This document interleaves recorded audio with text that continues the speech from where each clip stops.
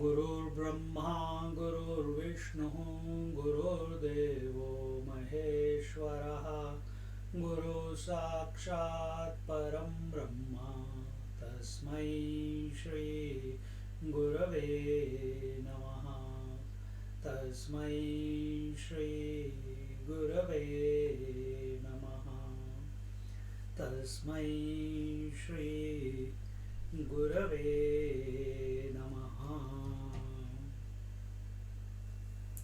We are in Amrut Anubhav, chapter 3, Vacharana Parihara.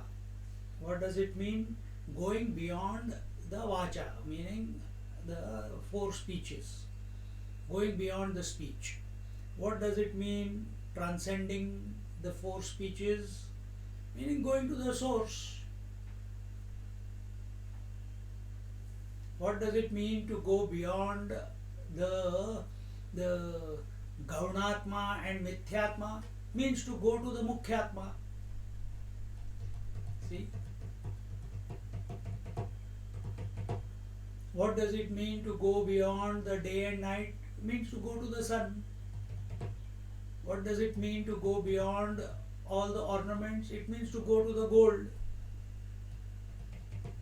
Same way here. Going beyond the four speeches. And Jnaneshwar Maharaj said in the previous chapter that by the salutations, the way he saluted his Guru, that was the way to pay off the debt of the four speeches. If language has to be used, if words have to be used, they should be used only to contemplate on the infinite Tattva, the Guru Tattva.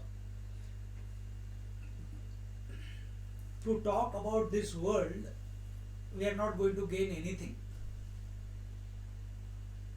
It will keep you involved in the world. The world will keep you involved in the world. If you think of the world, if you talk about the world, you will remain in the world. So what we have to do? We have to utilize the speech and transcend, because words alone become the forms. Understand? What is this world? Asti Bhati Priya Nama Roop. Asti Bhati Priya is Satchidanand. So reality is also Satchidanand, this world is also Satchidanand. But what is the extra in this world? It is Nama Roop.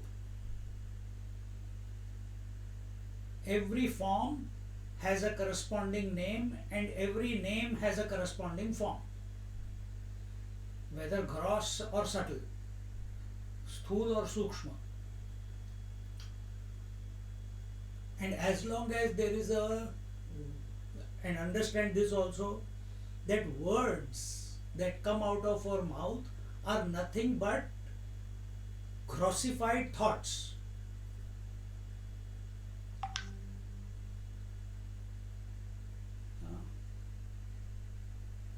So, vichar itself becomes vacha.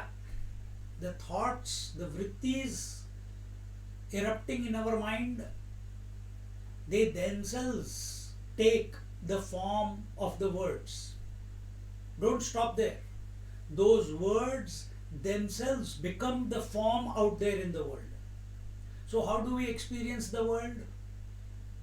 We experience the world as forms, and don't stop. And where are the forms? Outside. And every form has a name, and where is the name? Inside. And where is Satchidanand? He is the independent principle without which the name and form cannot come. Where is the name coming? In this equipment. So now we have to live our life in such a way that we utilize this phenomena of speech in this chapter to go beyond the speech, to go back to the source, to be the source in spite of the speech. Is it possible?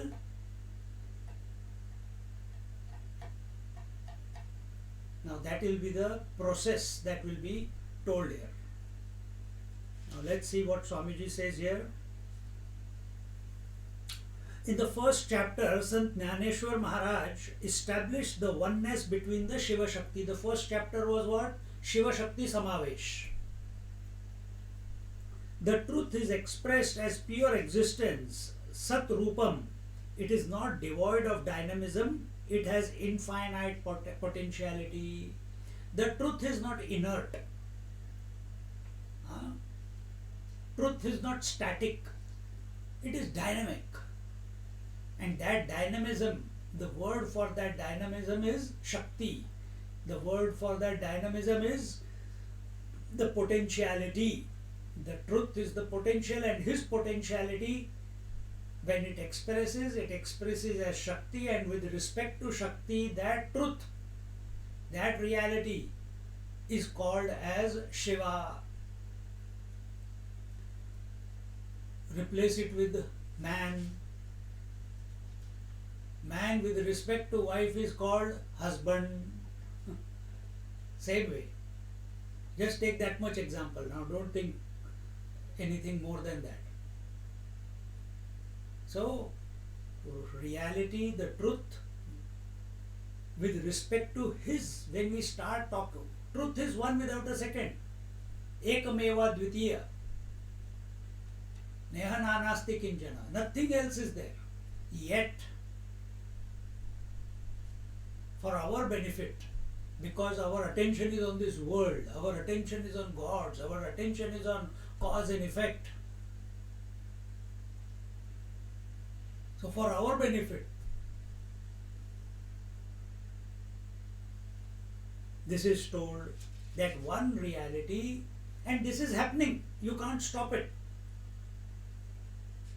You can't, as we told in the meditation, you can't stop the wife from coming out of the woman in front of a husband.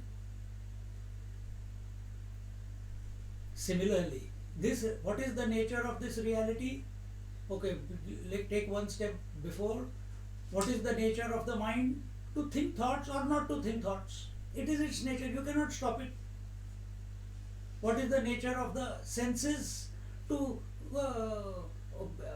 illuminate the stimuli. Eyes can illuminate the forms or not illuminate the forms. Can they permanently not illuminate the forms? Not possible. Can they continuously illuminate the forms? Not possible. Similarly, the mind, it will think thoughts, and sometimes it will not think thoughts. And that is your direct experience. Thoughts come, then there is a gap, then a thought comes, then there is a gap, then a thought comes, then there is a gap. So there is presence of thought, then absence of thought, then presence of thought, then absence of thought. See? Similarly, this Paramashiva, this Paramatma, in whom the potentiality is inherent, all the ornaments are inherent within the gold in unmanifest form. And then they become manifest. They are called ornaments. Similarly, the potentiality which later on expresses as the world, the waking, dream, sleep, samadhi, it is inherent within the truth. And this phenomena, this is the Ishwar Advayavad, according to the Jnaneshwar Maharaj. And it happens So here he says it is not devoid of dynamism. The truth is not devoid of dynamism, meaning the potentiality. It is inherent within it. When Paramatma Tattva uh, Sat is referred to with reference to the potentiality, it is called Shiva. Shiva is the Chit, the consciousness. So, with respect to the potentiality, he becomes Chit. The potentiality itself is called Shakti, the Ananda. So, in our case, what happens? When we become conscious, Chit, we are conscious, yes, but right now we are stupidly conscious. We are conscious about world, we are conscious about our body, we are conscious about all unwanted things. We are conscious about only impermanency. When we become conscious of pure consciousness, which is the Sat Vastu,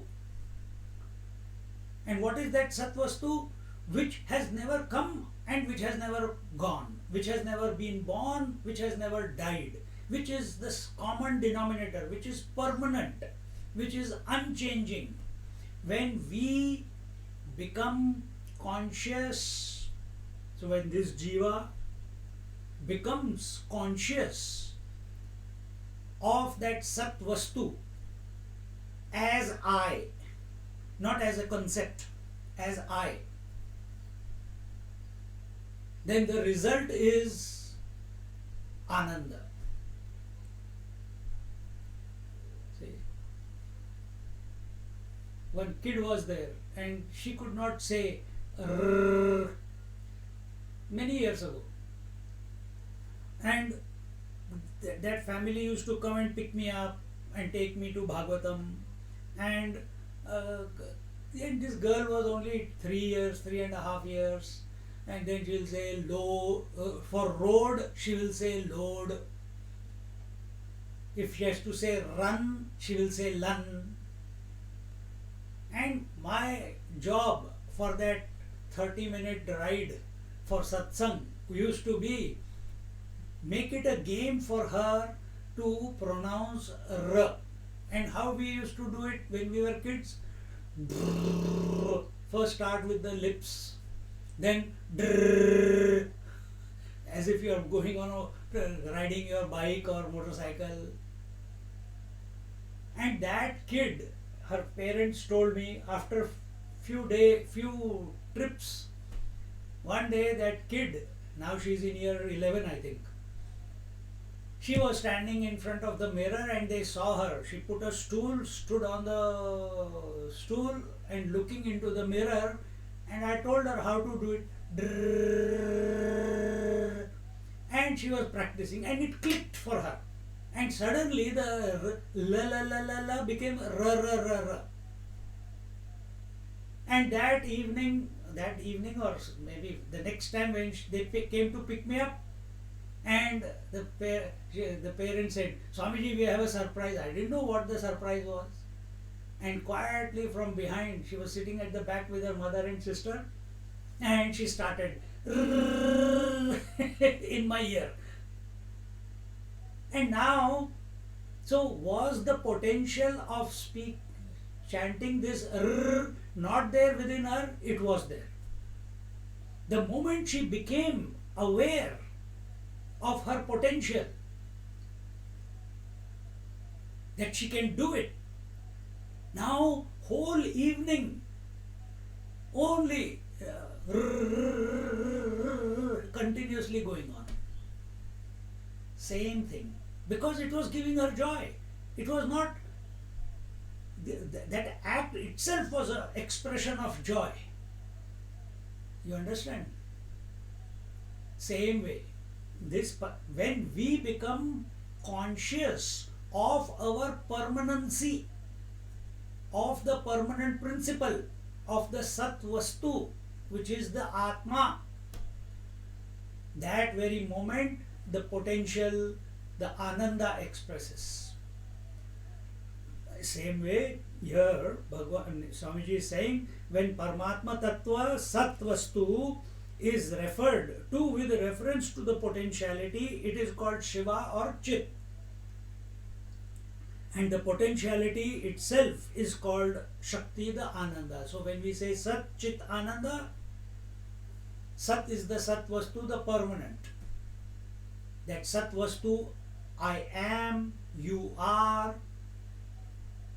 this is, the whole world is, everything is. That is the Sat Vastu. See? So when this Sat Vastu is referred to with potentiality, with its, it is called as Shiva, and that Shakti, that potentiality is called as Shakti. When Shiva and Shakti, the potential and the potentiality come together, there is manifestation. Only when the two come together, there is manifestation possible. One cannot bring about manifestation by itself. One cannot bring about manifestation by itself. You need, gold cannot become ornament by itself. You need a goldsmith.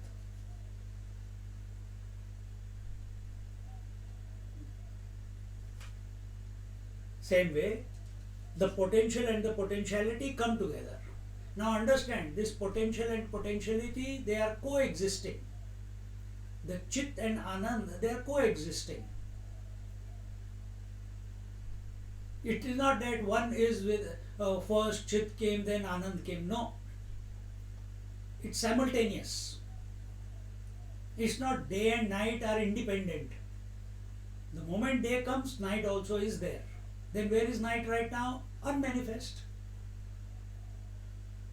Where will be the day in the evening when the sun sets down? Become unmanifest.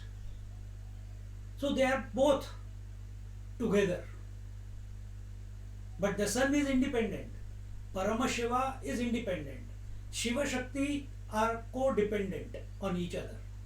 One cannot be other. If Shakti is not there, then Shiva is not Shiva. Then what is he? Paramashiva. Can Shiva go out of existence? Not possible.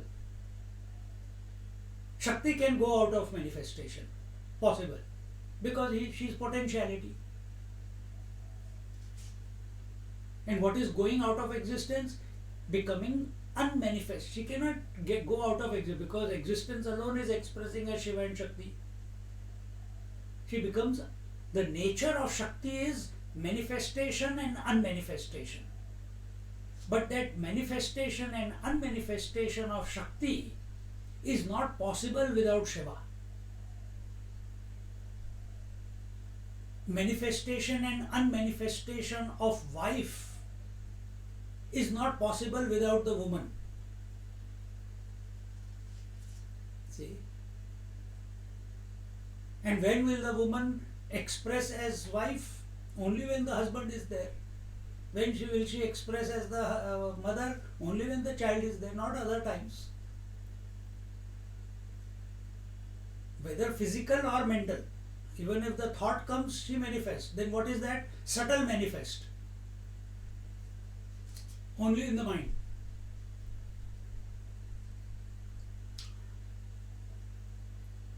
Potentiality being infinite, creation is also infinite. Now, one infinite tattva, the Sat Vastu itself became Shiva and Shakti. So, how can Shiva Shakti be finite and Paramashiva is infinite? How can gold which is expressing as ornaments, so gold has gone into making the ornament, how can that ornament be not gold? It will be gold only. Similarly, that Paramashiva alone is as if expressing as Shiva Shakti, and if his nature is infinite, then Shiva is infinite and Shakti is infinite. See? And therefore, this universe is infinite. The creation is infinite. And nothing can be done about it. The world is also Sat.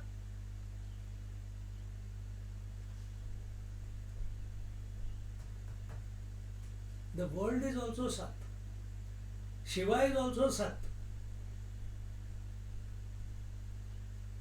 The only place you can work is yourself. Can't do anything about Shiva, can't do anything about creation. Because you are seeing creation the way you want to, how you have programmed your mind.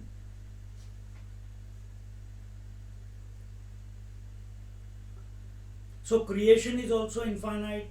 Time and space which govern creation are also infinite. So everything that has come out of the Sat Vastu, what is that?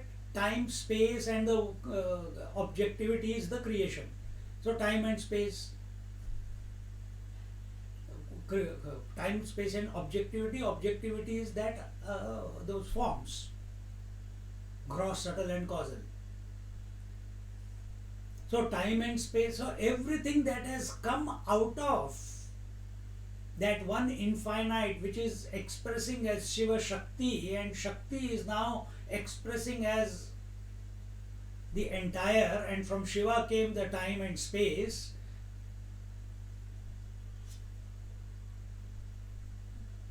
That is also infinite. It will never stop. It will continue. Time and space which govern creation are also infinite. This infinitude in creation is called Brahman.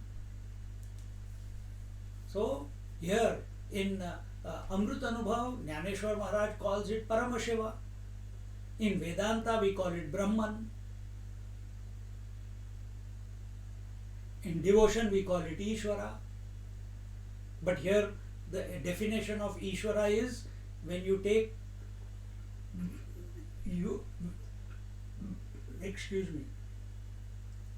when you give a imagined form to that Paramashiva or that infinite reality, that is called Ishvara. See? That is called, so Shiva from the Shiv Puran or Ling Puran or from the Shaivite Siddhanta, when the potentiality is unmanifest, or with respect to potentiality, that infinite tattva, here it is called Shiva, in Bhagavad Gita and Upanishads it is called as Ishvara. Ishavasya mridam sarvam yat kinchit jagatyam jagat. So there the topic of potentiality is not brought about. They are only talking about the Isha is pervading everything, he is covering everything, just as gold is covering all the ornaments. Because other than gold, nothing is there in the ornaments. The creation from the point of view of infinitude, from the absolute standpoint, has neither the creator nor the material out of which it is created, like the mud pots from mud. From the creator's creation point of view of the absolute standpoint. Now take few examples. We have seen this in previous two chapters. From what is the individual standpoint? That of wave. What is the total standpoint? That of ocean. What is the absolute standpoint? That of waters. Individual standpoint in this example. Individual standpoint of all the roles that you play. Total standpoint of being a man or woman. Absolute standpoint, that of Atma.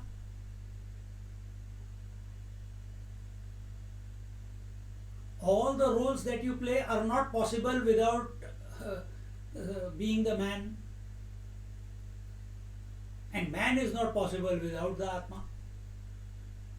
Exactly the same way. Now look at it. From the Atma point of view, from the water's point of view, are there any oceans and waves? No. Because Purnamada Purnamidam Purnat Purnamudachyate. There are no differences, there is no everything I am. So when everything I am, everything is, then where is the question of otherness? Division will happen only if there is otherness. Wave is feeling, it is identified with only one form. So it sees other waves as separate to itself. It thinks there is, if I am the individual, there must be total, the cause, that cause, ocean. What is that ocean? In which all the waves are there. Ocean is the cause, I am the effect. Cause, the ocean itself is expressing as many waves. Water alone is expressing as many waves. Gold alone is expressing as many ornaments. Man alone is expressing as various roles. Cause, effect.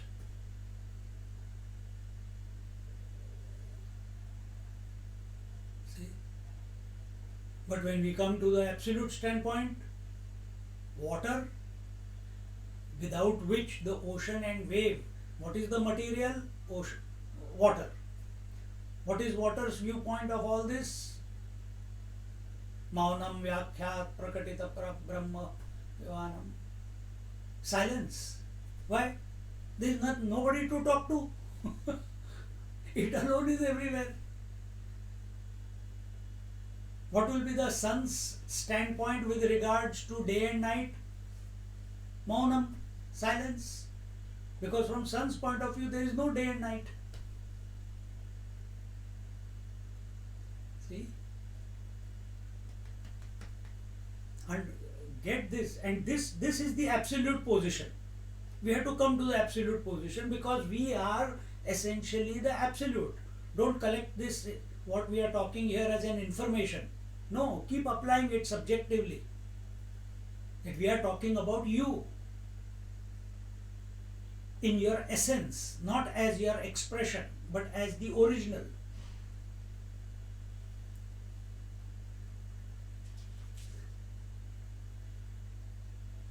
So the creation from the point of view of infinite has neither the creator nor the material out of which it is created, like the mud pots from the mud. So mud, you need a pot maker to convert mud into a mud pot. But what about this creation? Is there a creator who has taken the material of the space, air, fire, water, earth, who has taken the material called, what is the material of the creation? Sat, Vastu. Is there a creator who has taken Sat Vastu and then molded it into the whole creation of different forms, names? No. This is the contradiction. Because where there is contradiction, there is Paramatma. Contradiction, that is why the scriptures keep talking in this contradiction. So that no concept is formed in our mind.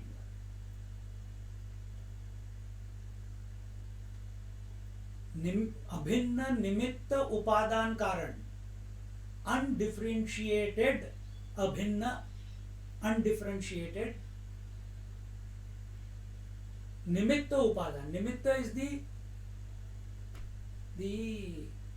creator and upadan is the material. So he himself is the creator and he himself is the material also.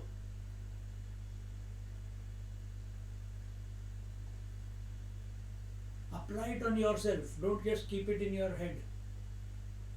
That Atma is essentially abhinna nimitta upadan karan. Think.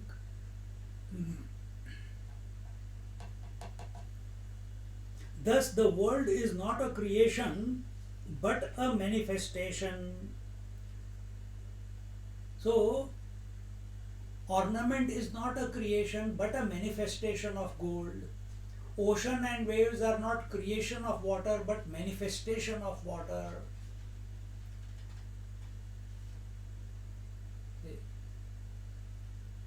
A child that you have given birth to, whom you call your child, he is not a creation, he is your manifestation.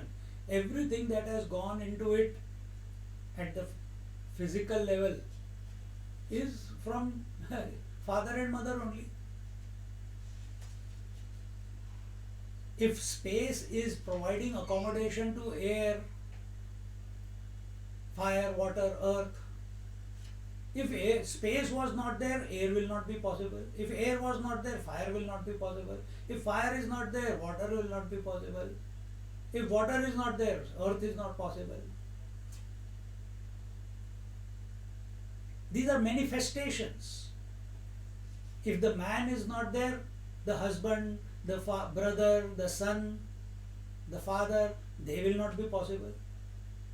So are these roles real? They are mere manifestations. Similarly, this entire creation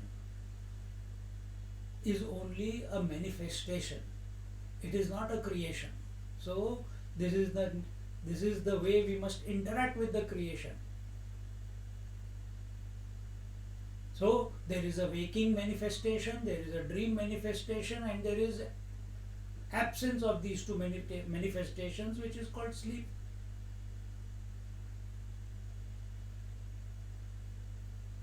And in and through the waking, dream and sleep, that one tattva, the Paramatma tattva, the Atma tattva alone is expressing as abhinna nimitta upadan karan.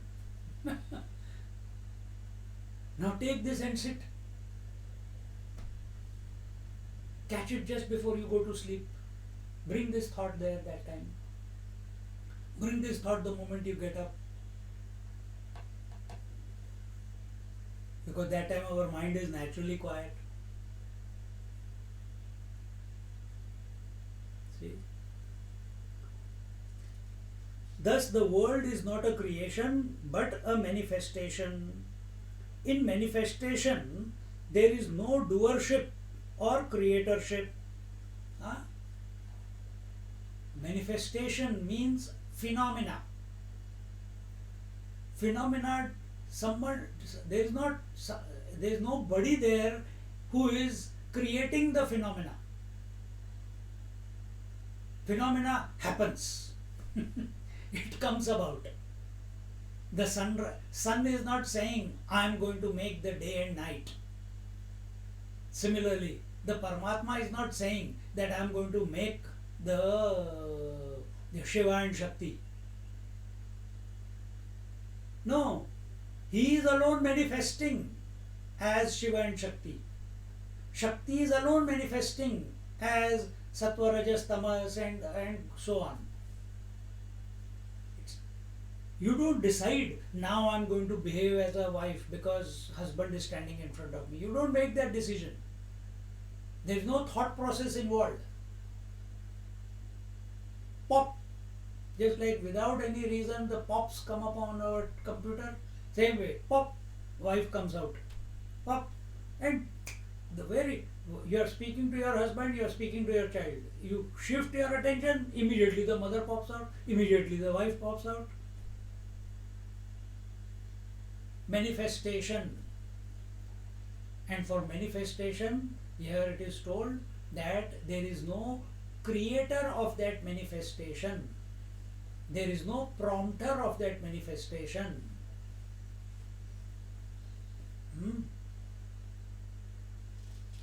In manifestation, there is no doership of creatorship. There is no ego involved. There is no personality involved in this phenomena. It's happening. And incessantly it will go on. If you go into a cave for 100 years and come out, and your husband stands in front of you, again the wife will pop out. You can't stop it.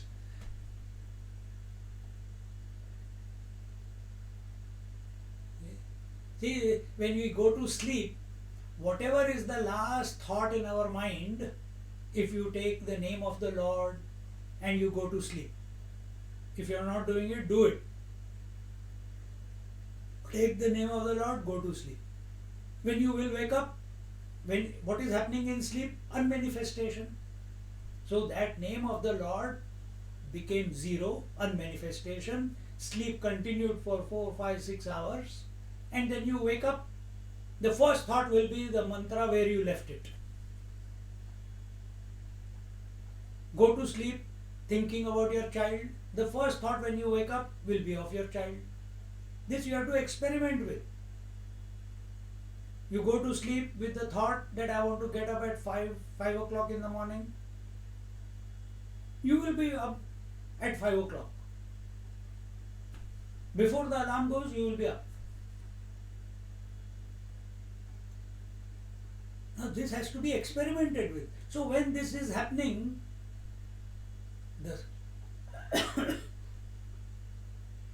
when this is happening in the sleep, who was the prompter? Did you make a decision in the sleep while sleeping that now it is time for me to get up? Now it is time for me to chant the mantra. Otherwise, if some other thought comes and then the rule will be broken. That what thought you go to sleep, that thought you wake up with. No, it's automatic.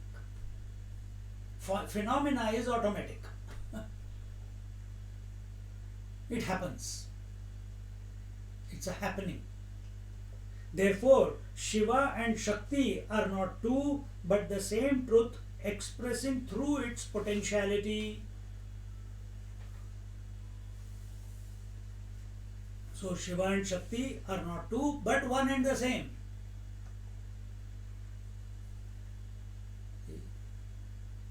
When we become serious about our roles of mother, father, mother, daughter, wife, these roles are the troubled personalities.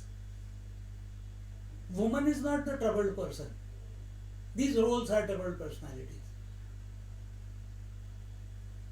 The load of responsibility, the emotions of the mother are for the mother. But where is the mother? Existing in her own absence. She is not there. Woman is only there.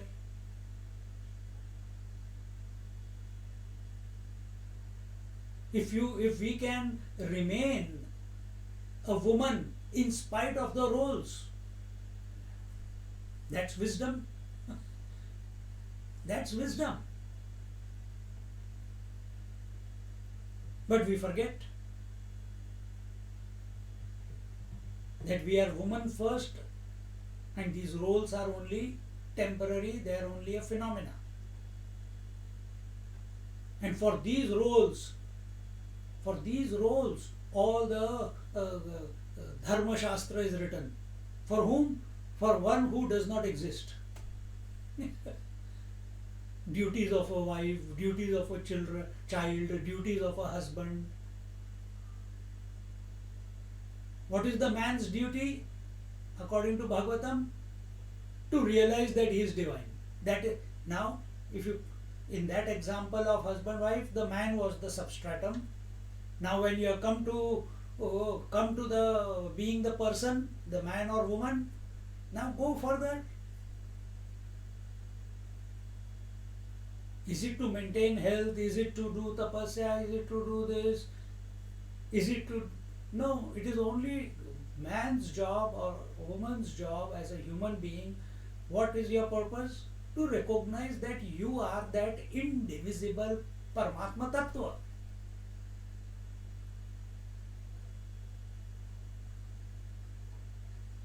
And the phenomena of being the man or phenomena of being the Panchakoshas, that will continue. Let it continue. But you don't lose the plot. Like Paramashiva doesn't lose the plot. Like Shiva, with respect to Shakti, Shiva doesn't lose the plot. Shakti, she doesn't lose the plot because she knows she's Ardhangini. In us, what is the Shiva and Shakti? The Atma and the mind. See? In our case, the mind also keeps losing the plot all the time because it gives importance. But what does Shakti do? We saw in that Shiva Shakti Samavesh. Shakti creates the creation, or it manifests as the creation only out of love for Shiva.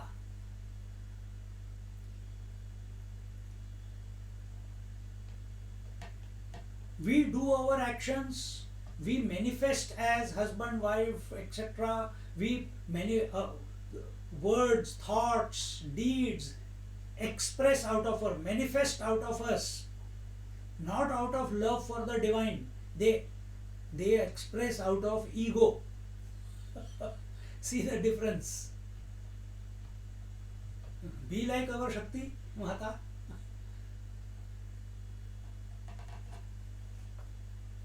Furthermore, in this manifestation, there is no bondage, but only an expression of plenitude, extravagance, exuberance, and joy. So, when the manifestation happens of Shiva and Shakti, it is out of Ananda.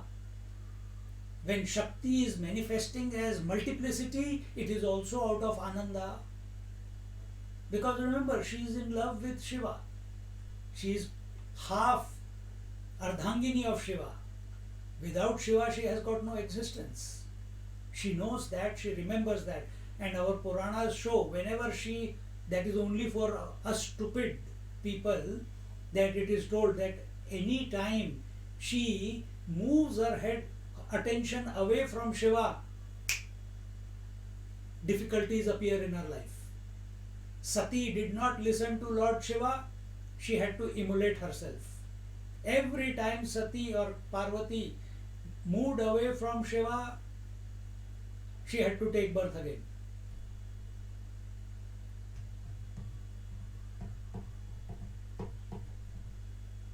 Yes, in those stories, that's not a complete story. In those stories, that also happens by her own. It is the Leela that is going on. And that is how we must approach it also.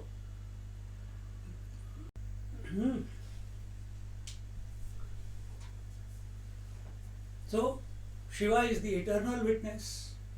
So, be the eternal witness.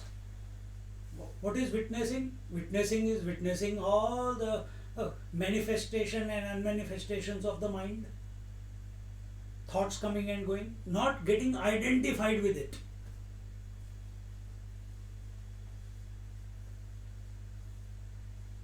Identification happens when we think it is separate to us. Then we want to create a relationship. Is Shiva seeing Shakti as separate to him? No, Ardhangini. It's his potentiality. Shiva knows he is the Parama Shiva essentially. And that Parama Shiva, when he manifests his potentiality, with respect to potentiality, he is called Shiva. One step down.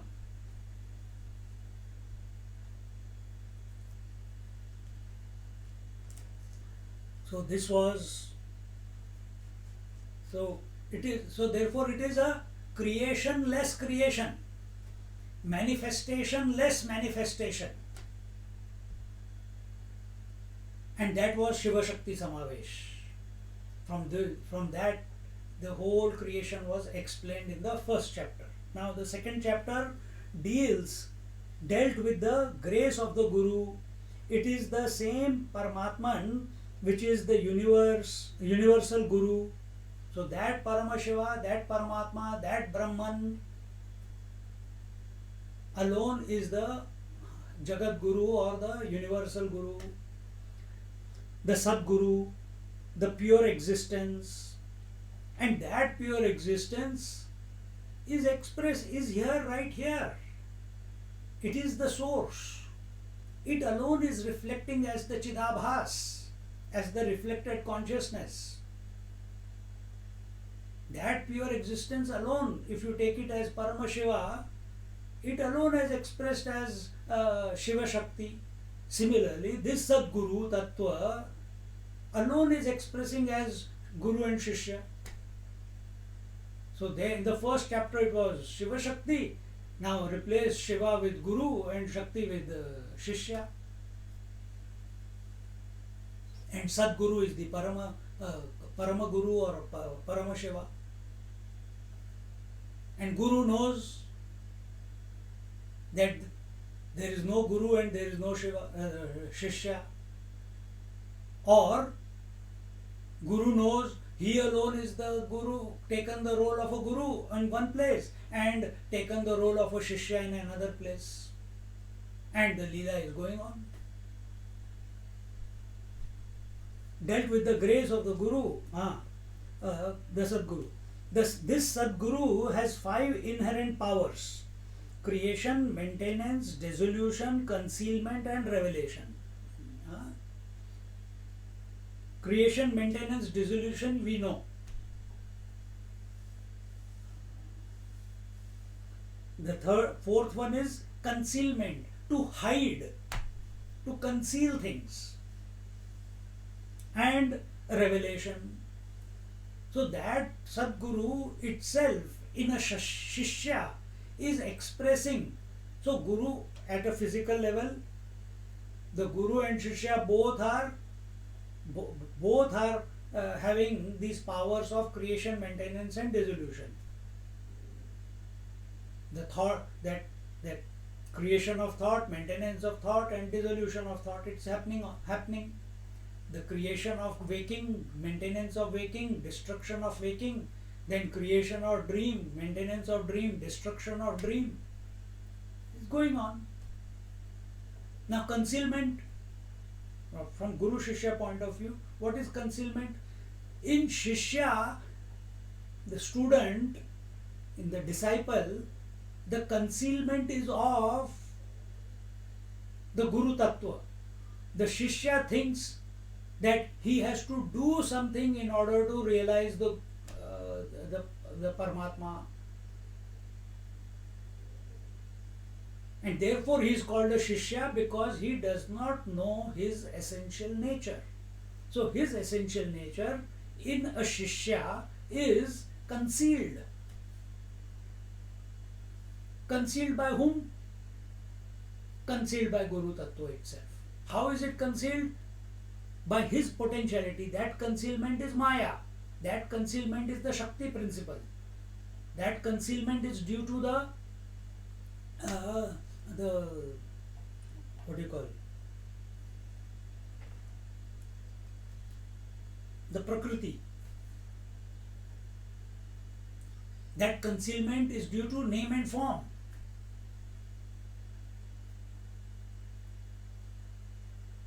And then last one is revelation. When that student is able to declutter his mind, when that student is able to invoke the grace, get in touch with the grace by continuous remembrance of the Guru Tattva, then what happens? Revelation happens. Revelation of what? Who he already is, not of something new. When the waves subside, you don't create the sun. The sun which was already there reflecting in the waters, when the waves subside, the reflection of the sun reveals itself. Exactly the same way, when the waves of our thoughts, of our which were concealing the Guru Tattva within, when these waves subside of doubt, suspicion, duality, multiplicity, of doing, of being a karta and bhokta, all this, when it subsides, then the tattva without which all this is not possible, it reveals. Have this angle of approach in and through your daily life, not only morning and evening, all the time. That you are that Atma Tattva, you are that Guru Tattva, and in the presence of that Guru Tattva, the creation, maintenance, because when we say power of Guru Tattva, power is the Shakti. That Shakti is expressing as creation, maintenance, destruction, concealment and revelation. Hiding it and then revealing it. Just as the waves hide the reflection of the sun, and when the waves become unmanifest, the sun reveals. Just as the clouds conceal the sun, and then the clouds disperse, then the sun is revealed. It's not created, it reveals. Because revelation is of that which is already there. Revelation does not mean creation. Recognize this about yourself. So, if you take it from this point, there is no realization. There is no moksha. Oh my God, so I am wasting my time? Yes. You are already the moksha. You are already the Guru Tattva. You are already the Paramatma Tattva. But right now, it is concealed. Why? Too many. The Shakti is going rampant. The mind is going at a fifth gear. Duties, responsibilities, relationships, social decorum, what will people say, waking, dream, sleep, every day, in and out, in and out, in and out, and we forget that which is always. We are focused on that which is coming and going. We are focusing on what the world will say. We are not thinking about what is the Paramatma Tattva saying from within. It is calling you. With every experience, every moment it is calling you. It is inviting you. But we are so obsessed with everything else. Our position should be like our Lord Shiva. When the Shakti manifests as the multiplicity of the creation, manifests as the universe, Lord Shiva slowly opens his eyes. As she is multiplying, Shiva is opening his eyes. When she has fully manifested, Shiva says, wow, this is my manifestation, this is my potentiality. And it is a wonderment that he can, out of him, the potentiality which has expressed as Shakti has taken this beautiful form of the whole universe with all its variety. And he goes into wonderment. And whenever we are in wonderment, again the eyes close. And again he closes his eyes. And when he closes his eyes, meaning again goes back to the source that he is. As he closes his eyes, the manifestation becomes unmanifest. Isn't it happening to you also every day when you wake up? When you wake up, the whole world becomes available. When you go to sleep, the whole world becomes unmanifest. Understand the principle. We are lost in personalities. We are not living our life at principle level, tattva level.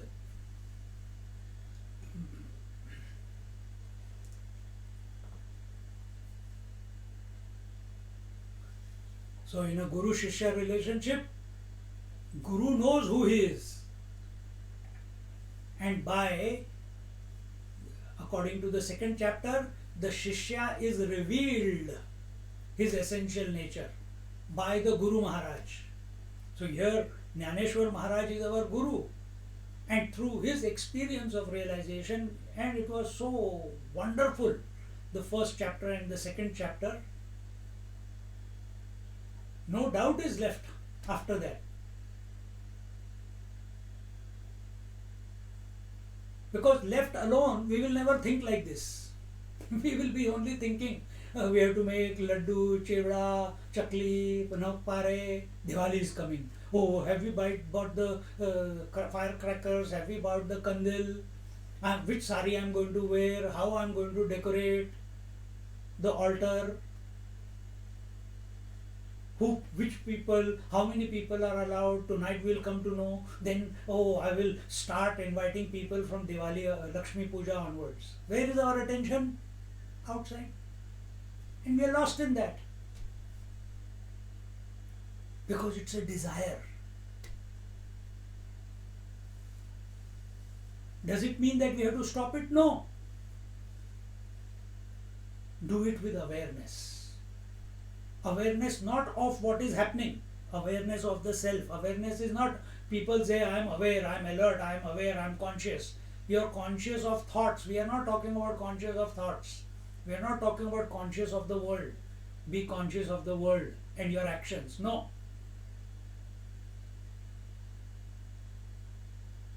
We are saying be conscious that all expressions, all manifestations, all thoughts, all emotions, all actions are manifestations of the consciousness that I am. This is what we are talking.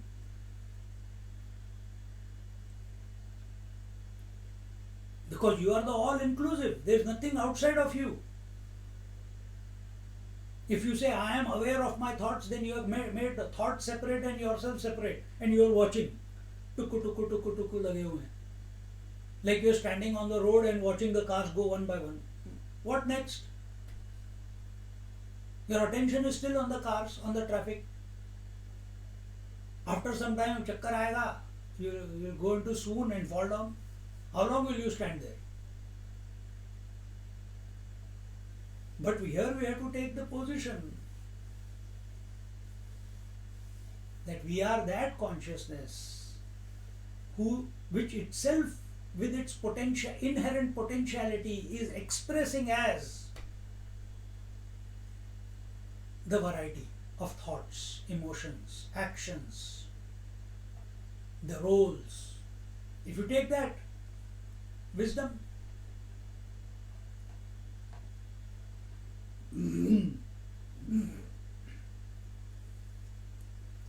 What will be the position? The water is in the wave and water is in the ocean. When you are touching the wave, you are touching the wave also, you are touching the ocean also, and you are touching the water also. We are not talking about water. Water is Paramashiva. Water is Sadguru. We are talking ocean and wave. We are talking about Guru and Shishya now. Guru knows, ocean knows that all waves are me only.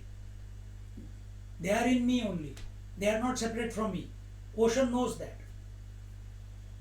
Similarly, Guru Maharaj knows. And how come Guru Maharaj knows? Because ocean knows it is essentially water. Shiva knows he is essentially Paramashiva. Therefore,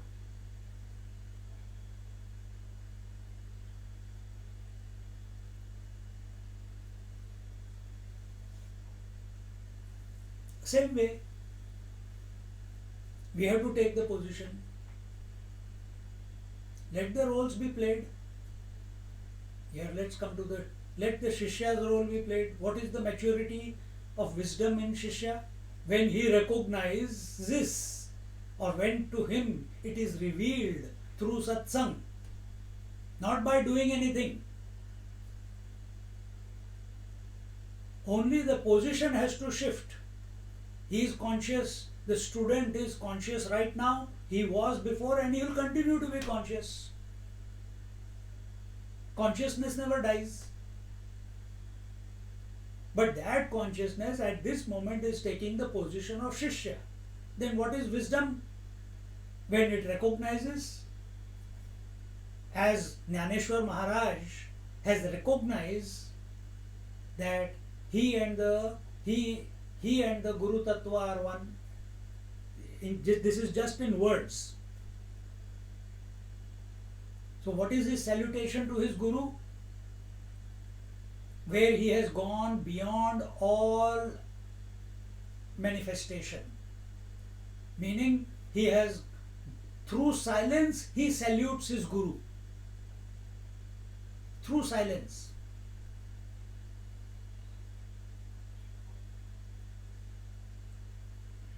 See?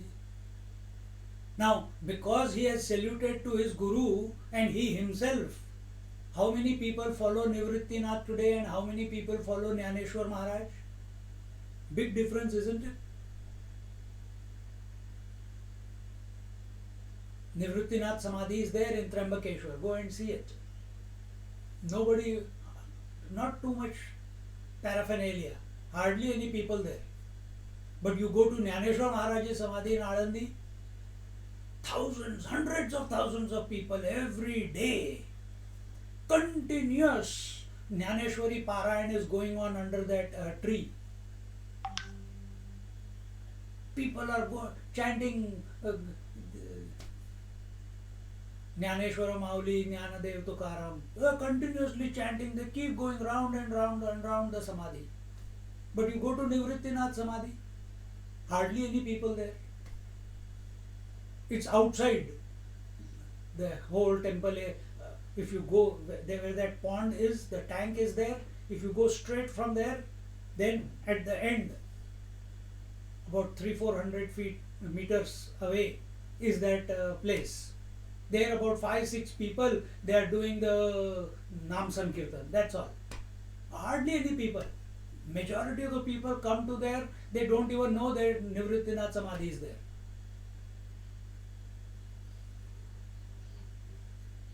But because people listen to me, so many, I am talking on Bhavar, I am giving Bhavartha Deepika, talking on Jnaneshwari, so many people are coming to listen to me.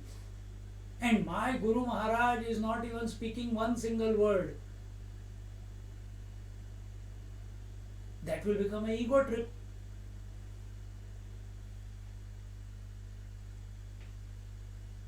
So how does he maintain? He doesn't allow the honor, the esteem in which he is kept by the people to affect his relationship with his Guru, because what is his disposition? He and Guru are one, and yet at physical level, at a empirical level, he is saluting.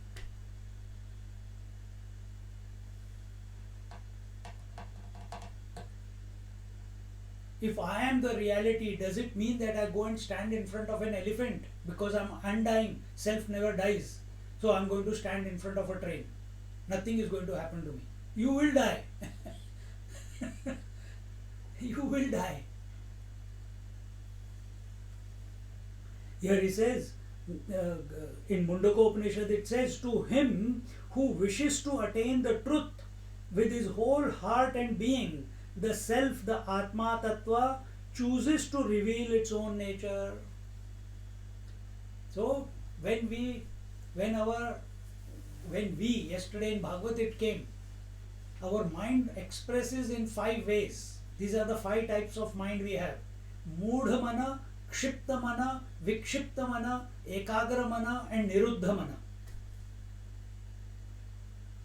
And out of these 5, only Ekagra mana is qualified, only Ekagra mana qualified to seek the truth. But majority of the people, Moodha, dull, Tamas, Kshipta, agitated, big ego, always agitated, restless, want to do something or the other, want to exercise control, power, use others. Kshipta. Vikshipta is not agitated or restless, but they are distracted. They are not able to focus. This is where majority of the seekers are. They understand everything, but they are not able to focus. They are not able to become single pointed. Ekagra Chit is not, they are missing out on that. One moment they are mother, next moment they are wife, third moment they are daughter, fifth moment they are an employee. And this storm is going on in their head. Never able to come and settle down in one place. The only place the storm settles down is in sleep. That's the only place. But when we, with faith, so how to get out of Moodha, Kshipta, Vikshipta and Niruddha is coma. no mind. So how to come out of this? Invoke the Shraddha. Shraddha means believing in something that you do not know with the belief that you will come to know. I don't know. Scriptures are saying I am the Atma, I am the all-inclusive, that the whole creation is in me, it came out of me. I am only concealing, I am only, the power in me alone is the power of creation, power of maintenance, destruction, concealment and revelation. How is this possible? But if Jnaneshwar Maharaj is saying, if Bhagavad Gita is saying, if Upanishads are saying, it must be true. If it is true, is it on the surface level that we have accepted as true, or has it struck a chord deep in our heart? Just like when we have a headache, we take a Panadol. What does Panadol do?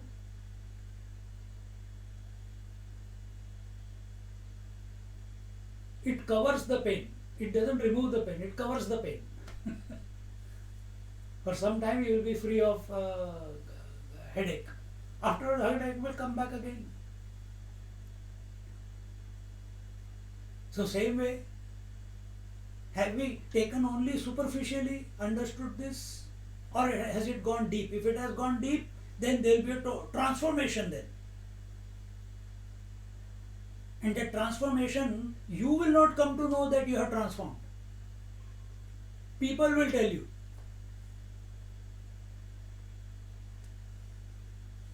And that when people tell you or you observe as the growth is happening, it doesn't lead to into an arrogance that I am improving, I am a great devotee, it has gone deep into me. No, our attention should be always that if I am still thinking, I am still far away.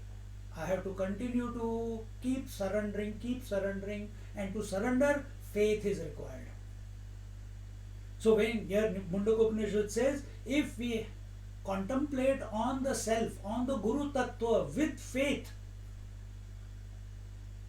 as given in the scriptures or as according to the words of the great master, then it will reveal. It is not that you are going to, I am focusing on this bottle with single pointed attention and I am going to catch it now. You are not going to catch reality. You are not going to catch the Guru Tattva like that. Because here the bottle is separate from me. But the Guru Tattva is your essential nature. How you are going to catch it? The third thoughts cannot catch it. The mind cannot comprehend it. The intellect cannot conceptualize it. Not possible.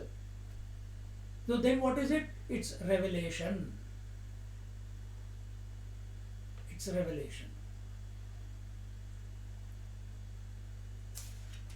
If everything happens by the grace of the Guru alone, is there place for any effort? This question we addressed in the previous chapter, but here it's a recap sort of introduction to this chapter. So if everything is happening by grace,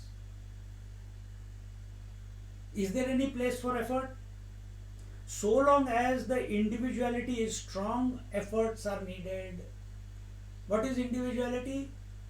I and mine. This is individuality. What is individuality? Expression of desires is individuality. What is individuality? Identification with the body is individuality. So as long as you feel you are someone, and what is the goal? To be no one. Right now you are a woman, you are somebody. You are a mother, you are somebody. You are a wife, you are somebody. You are a daughter, you are somebody. And what is the goal? To be nobody. In sleep you are nobody, but you don't know that. We have to be nobody and not go to sleep. So here, as long as this individuality is expressing, or it is strong, efforts are required. And where are the efforts? They are at Manasa Vacha Kaya level. Now in this Manasa Vacha Kaya level also, Kaya is at the periphery. Then little bit closer to the self is the Vacha. Closer than Vacha to the self is the Manasa. See? So that also must be remembered. Otherwise, look, at the physical level we are doing pilgrimage after pilgrimage after pilgrimage after pilgrimage, getting lost in it. Nothing wrong with it. But if our attention is not on the Atmic principle, then we are lost. Then that becomes the obsession.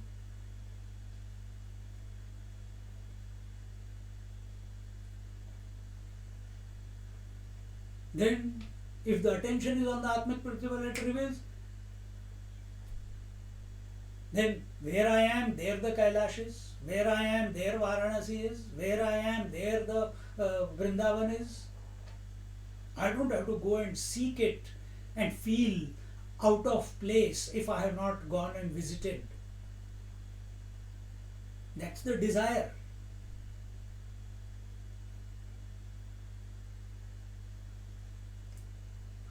So long as the individuality is strong, efforts are needed. When full efforts are put in, and the seeker comes to the turning point where the futility of efforts hits him in the face, then the grace of the Guru descends.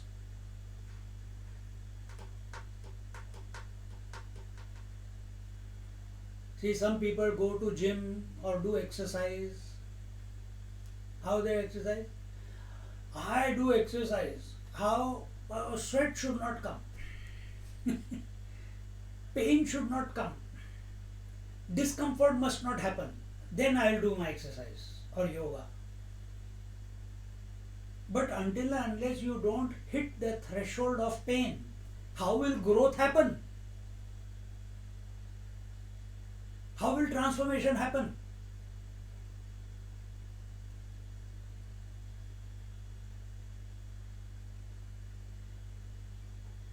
Until and unless the puri which you put into the oil, until and unless it doesn't bloat full on and then bursts, then it is cooked.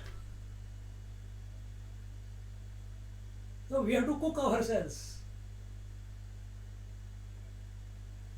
So we have to put efforts where we come to a point that we cannot put any more efforts. It's not a decision, it's a recognition. And every night you do that. We think of sleep, but a point comes where we can't think of sleep, but we glide into sleep. Same thing in meditation. We sit in meditation, I have to do this, I have to do japa, I have to do that, I have to think about what was told in the satsang, and after some time, all those thoughts stop, and you are in silence, and not gone to sleep. You don't decide that I am going to stop thinking. It must stop by itself. Thinking is effort. But our problem is we are thinking about everything in this world except that which should be thought about. And that is the chapter about what is worthy of thinking. What is worthy of speaking. And in this way, where we become, here as Swamiji says here, and the seeker comes to the turning point where the futility of effort hits him. That is the point of surrender. That is the point of surrender. Ramana Maharishi says, Prana Bandhanat Leena Manasam. Between the two breaths is the point of surrender. Between the two thoughts is the point of surrender.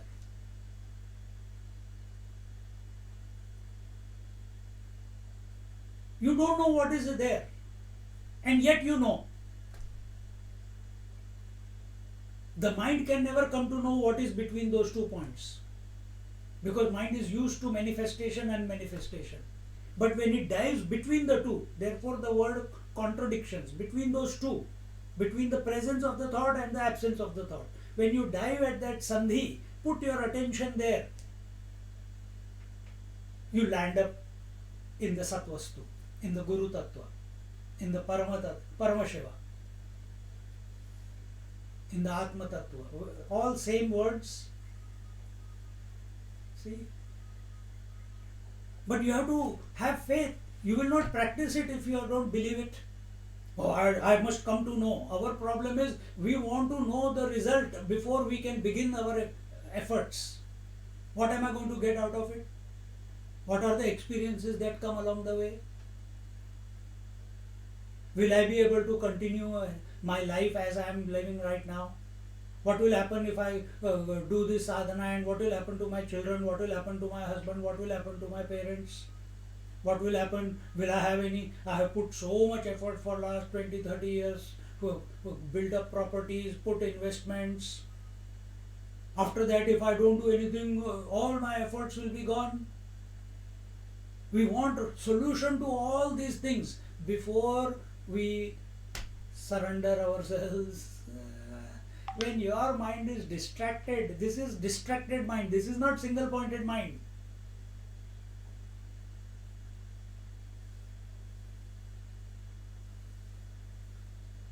Distracted mind means that mind which has too many options to think.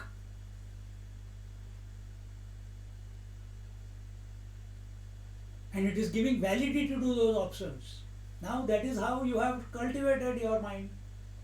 Now you have to decultivate it and make it focused, make it concentrated, make it. And concentration doesn't mean I'm going to think only of one like this. No. Not physical concentration. It will give a headache. It should be a joyful focus in wherever life has placed you.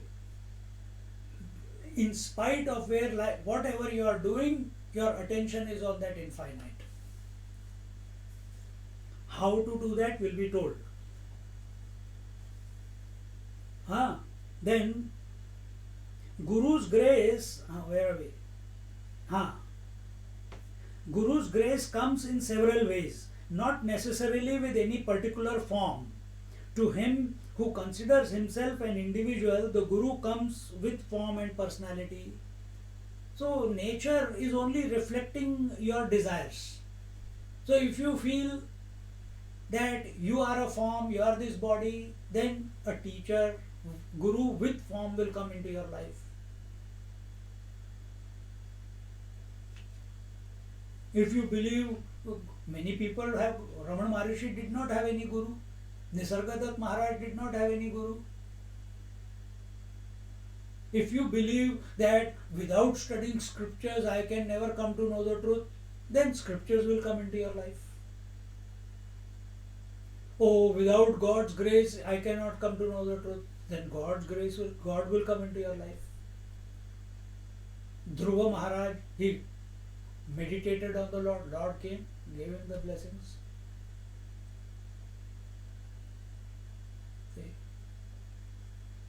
So if you want Guru in form, it will come in form. If you want Guru as God, then God will come. If you want the Guru as the Atma Tattva, then Atma Tattva will reveal itself. Because Guru coming in our life is also a revelation. What did we do to deserve it? It is by grace only that Guru Maharaj comes in our life. It is by grace only that the scriptures come into our life. It is by grace alone that the faith comes into our life. It is by grace alone that life expresses through this equipment. What is your contribution? Zilch. Zero. No contribution. और बड़े 30 मार खा बन के घूम रहे हैं. I am this, I am that, I did this, I made my life on my own. Nothing you have done on your own. Everything is grace. But this arrogance that I am somebody and I am someone, the more buddies you become, the more ego increases. The more you recognize you are nobody, the ego will deflate. Like that fellow outside the car yards. They pump up air into it and go in the wind. Same is our case. Someone pumps up. Oh, you chant so well. Oh, you speak so well. Oh, your daddy looks so good. Oh, you are this. Oh, you have lost weight. Oh, you have done this. Oh, thank you for this. You are doing great service to the society. And dhire pump away. And then wherever the wind comes. We have to deflate ourselves. We are nobody and no one. Our only identity with ourselves is we are Atma Tattva. We are not other than the Guru Tattva. We are not other than the Paramatma Tattva. We are one and the same. Then consummation will be possible. Then this is surrender. Thinking like this and all personality vanishing.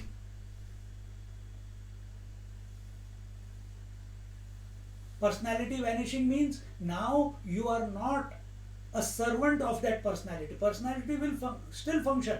Husband comes, wife will come out. But now you are not enslaved by wifehood.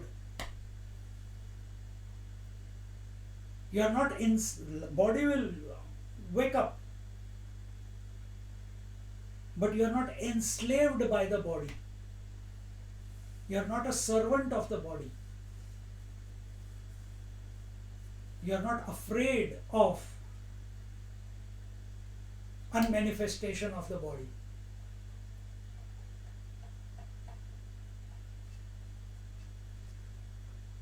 To him who considers himself an individual, the Guru comes in the form with a form and personality.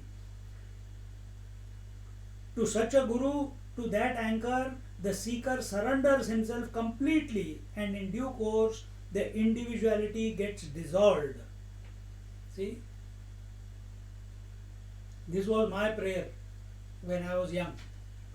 It was very clear in those 12, 13-year-old that moksha is the ultimate goal of life. By God's grace. Amar Chitra Katha Zindabad. Somewhere it clicked that come what may, and that was the prayer. And as years went by, profession, this, that, everything, and as sadhana was going on, then the prayer was not only moksha. Now the prayer was, when this came that I need to study scriptures, that thing happened, then I must come across a Guru Maharaj, a teacher, who does not allow this person to get caught up in anything.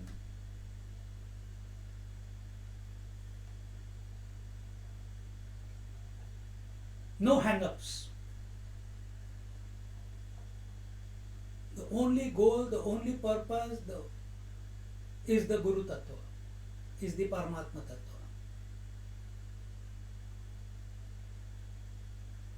So are you a Vedanti? Are you a devotee? Are you a Karma Yogi? I am all. Life is an exhibition of that.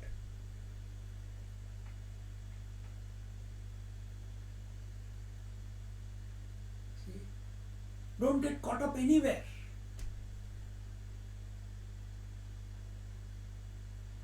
But whatever life is presenting, it's a reflection of what is going on in your mind. Fix the dialogue in your mind, and the life will bring that into your life. So those people who say that this Mahatma gave me the mantra and I have been practicing it for last 10 years, but nothing has happened. I think it's time for me to move on. There's nothing more to gain here anymore. I have exhausted everything from here. What have you exhausted? You have not done anything. You want a result. I gave so much donation to that Mahatma, I gave so much money and efforts and time to that ashram, and what did I get in return? 10 years wasted. Now I will go look for another Mahatma. Go. That is your mindset. You will get exactly even more Dhurandhar Mahatma into your life who will take more advantage of you. What is your mindset? And we go from pillar to post, from master to God, from pilgrimage to pilgrimage in search of truth. That कुछ नहीं होने वाला. करते रहो, no problem.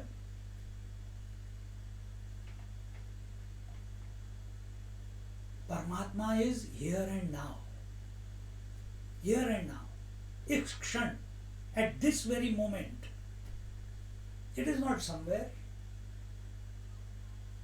And if you can make yourself available to this moment, you will find that the previous moment is non-existent, the future moment is non-existent, and this moment is complete.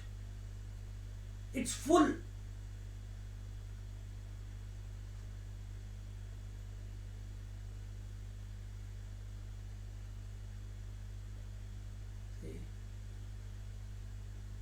Wait, 10 o'clock हो गया. Quickly.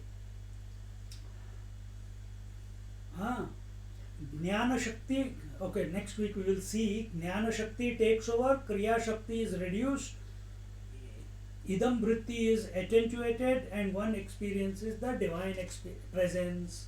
This is about the Ida, Pingla, and Sushumna in that sense.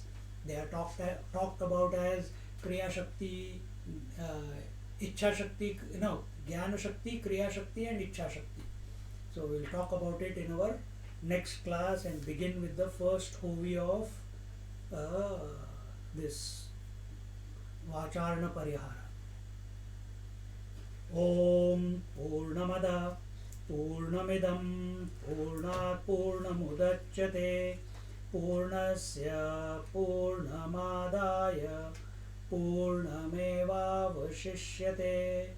Om Shanti Shanti Shanti. Harihi Om. Shri Gurubhyo Namaha. Harihi Om. Just sit quietly for half a minute.